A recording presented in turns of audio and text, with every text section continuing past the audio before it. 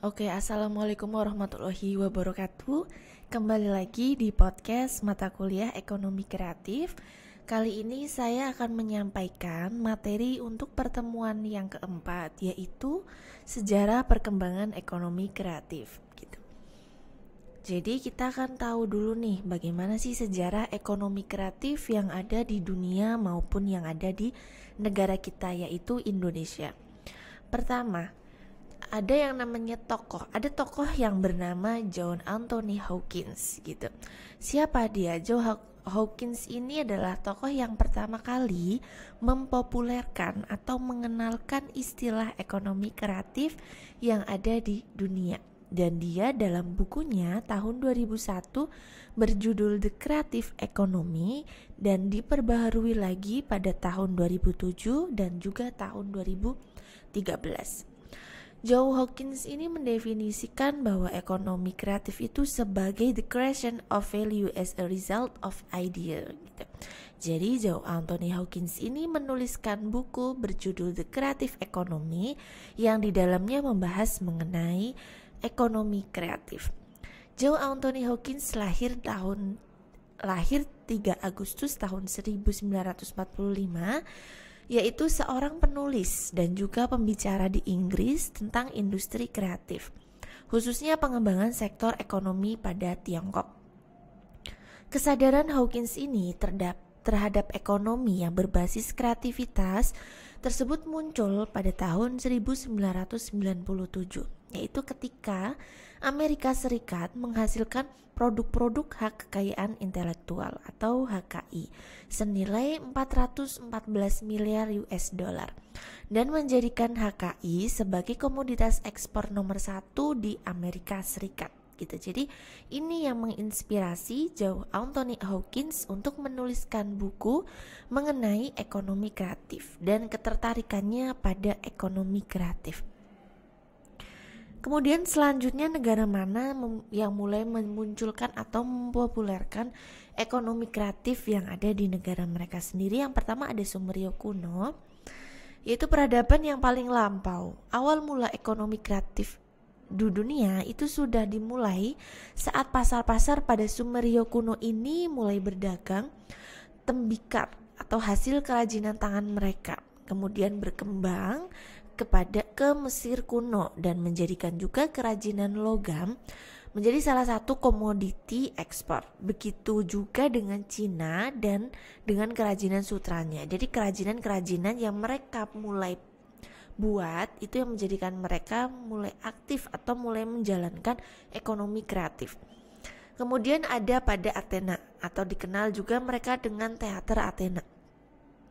Yang pertama kali mereka gelar saat membentuk seni dengan gaya Renaissance mulai dikenalkan pada abad 15. Bahkan pada saat album Thriller dari Michael Jackson terjual sebanyak 66 juta keping di seluruh penjuru dunia. Jadi untuk teater Athena ini fokus kepada bentuk kesenian yang mulai digelar gitu kan, bentuk drama musikal yang mulai mereka laksanakan. Kemudian selanjutnya ada negara Australia, yang itu negara yang pertama kali pada tahun 1994 menyebutkan diri mereka sebagai Creative Nation dan mengusung ekonomi kreatif sebagai salah satu tonggak ketahanan ekonomi mereka gitu ya. Kemudian selanjutnya ada Inggris Raya pada tahun 1997, di mana Inggris Raya juga menyatakan bahwa konsep ekonomi kreatif adalah kelahiran dari sebuah industri yang baru. Kemudian di sini kita akan membicarakan mengenai karakteristik ekonomi kreatif. Apa saja? Yang pertama ada kolaborasi nih antara berbagai aktor yang berperan dalam industri kreatif, yaitu ada kaum intelektual, dunia usaha atau bisnis, kemudian ada pemerintah. Kemudian selanjutnya ekonomi kreatif itu berbasis pada ide dan gagasan gitu. Diperoleh ide dan gagasan dari individu yang berwawasan luas yang berdasar pada teknologi dan informasi. Kemudian dikembangkan menjadi sebuah kreativitas dan juga inovasi. Kemudian selanjutnya pengembangan pada pengembangannya tidak terbatas nih dalam berbagai bidang usaha. Jadi ekonomi kreatif itu di berbagai bidang usaha, pengembangannya tidak akan ada batasnya. Selanjutnya, konsep yang dibangun itu bersifat relatif. Nah, selanjutnya kita akan membahas sejarah perkembangan ekonomi kreatif yang ada di Indonesia. Indonesia sendiri mulai mengenal atau mulai beraktivitas ekonomi kreatif pada tahun 2006, yakni ketika periode Susilo Bambang Yudhoyono. Pertama kali juga beliau meluncurkan nih program yang bernama Indonesia Design Power pada tahun 2006. Tujuannya untuk apa? Memperkenalkan produk nasional ke produk luar negeri atau ke pasar luar negeri. Kemudian pada tahun 2009 diterbitkan instruksi Presiden nomor 6 tahun 2009 mengenai pengembangan ekonomi kreatif yang dilanjutkan pembentukan Kementerian Pariwisata dan juga Ekonomi Kreatif yang berfokus pada pengembangan pariwisata dan ekonomi kreatif begitu ya. Jadi dikembangkan lagi pada tahun 2009. Nah, namun pada tahun 2015 yaitu saat periode Joko Widodo itu menerbitkan peraturan Presiden nomor 6 tahun 2015 yang berisi pembentukan lembaga baru non-kementerian bernama Badan Ekonomi Kreatif atau Bekraf. Nah, di mana yang tadinya ada peraturan Kementerian Pariwisata dan juga Ekonomi Kreatif tahun 2015 ini dipisah. Jadi ekonomi kreatif itu sendiri dan di bawah lembaga non-kementerian yang dikenal dengan Bekraf. Bekraf merupakan badan yang berada satu level di bawah kementerian dan berfungsi memperkuat sektor ekonomi kreatif, termasuk perlindungan bagi karyawan kreatif seniman Indonesia. Tugas utama dari Bekraf ini apa? Yaitu membantu Presiden dalam merumuskan, menetapkan, mengkoordinasikan dan mensinkronisasikan kebijakan yang ada di bidang ekonomi kreatif gitu.